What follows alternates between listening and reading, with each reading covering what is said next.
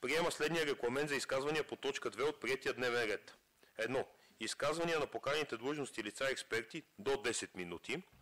2. До 2 уточняващи въпроса от общински съветник след всяко изказване по точка 1 в рамките на до 2 минути.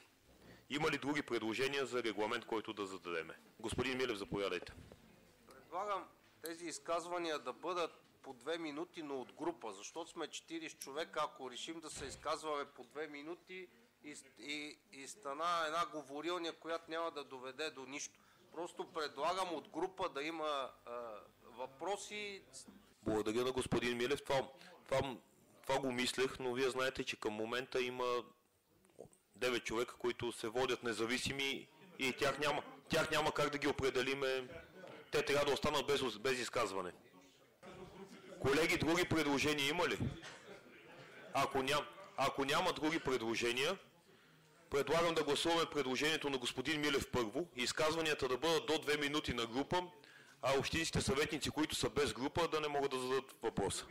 Режим на гласуване на това предложение.